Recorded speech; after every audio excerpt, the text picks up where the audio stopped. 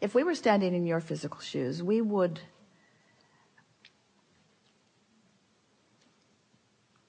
decide to be lazy. We're reaching for the perfect word. We would decide to be lazy for a little while, because in your giving yourself permission to be lazy, you're giving yourself permission to allow your grid to fill in with everything that you've already chosen and put into your vortex. The word lazy has an unpleasant connotation, doesn't it?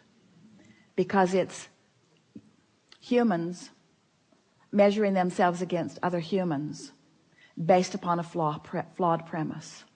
And the flawed premise is, the more you do, the more you're worth. And that is the most flawed of all flawed premises. I'd like to give you the premise that is at the basis of your universe. The better you feel, the more you allow. You could not be more deserving.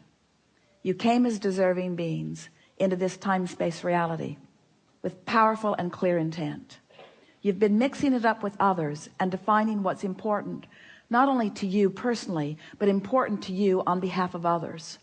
You've included in your vortex the well-being of many others. In some cases, mass consciousness. In some cases, a community. In some cases, a family. But you've included in your vortex a desire for the well-being of far more than your personal self. But it is necessary for you to tend to the well-being of your personal self in order to be a productive advocate for the well-being for anyone else. In other words, you cannot give, or you cannot extend, or you cannot punctuate, or you cannot accentuate, you cannot assist anything that you are not already feeling. Which means, if you are wanting in an altruistic way to be of advantage to everyone you know, you first have got to find a way to be of advantage to yourself. Which means you want to carve out more time to be nicer to yourself. More private time. More time under the bridge. More time where others are not telling you what to do. More time when you are satisfying your own personal intention for things.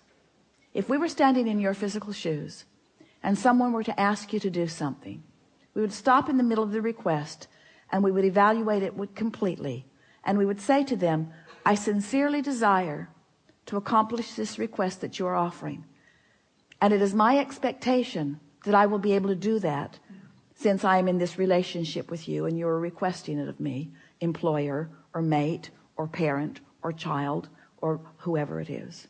It is my expectation that I will be able to accomplish this. I just have to insert one thing in the foreground of this request.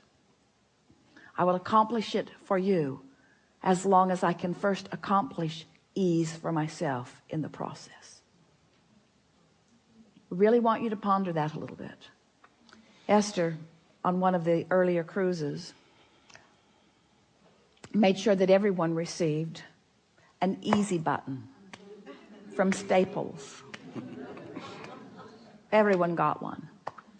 And Esther found a box of them in the attic the other day, and she spread them all around her house because she wants to amplify the ease of things, not the hardness. She wants to no longer justify the well-being that flows to her by pointing out how hard she's working in relationship to others. She wants to emphasize the well-being that's flowing to her by remembering the vibrational alignment that she is achieving. If we were standing in your physical shoes, we would do these things every day, and then anything else that you have time for. We would meditate for 15 minutes every day, which means we would quiet our mind with the simple intention of allowing our cork to float. We would go outside no matter what the weather, and we'd move around in it in appreciation of this planet. We would look up and around, and we would find things to acknowledge, and we would talk about them right out loud. Esther walks through her gardens and says to everything, you are my favorite. You are my favorite. You are my favorite. You are my favorite. You are my favorite stone on the pathway.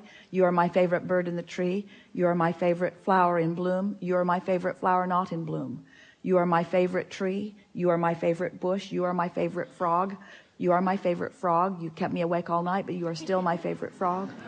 In other words, so first thing, meditate. Second thing, spend more time outside. Third thing, we would buy a notebook. We would call it My Book of Positive Aspects. And we would fill at least 3, 4, 5 is even better, pages of positive aspects. 5 different subjects, and write the positive aspects of it. Training your vibration into that upward place.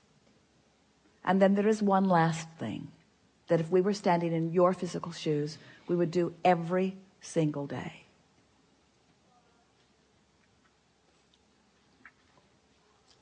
We would look upward and outward. It's best if you do it outside or standing at a window. And we would acknowledge that there are universal forces that are focused right at you. We would acknowledge by calling it by name, if you have a name that you like. And we would say, I acknowledge that I am the object of your positive attention, and I'm appreciating your continual gaze on behalf of my well-being. And today, no matter where I am, no matter where I am going, no matter what I am doing, and no matter who I am doing it with, I will be in conscious awareness that you too are there with me, appreciating me, supporting me, assisting me, acknowledging me, inspiring me, guiding me, having fun with me, acknowledging me, supporting me, assisting me, inspiring me, helping me, guiding me, aware of me, loving me, showing me, inspiring me, guiding me, helping me, uplifting me, showing me.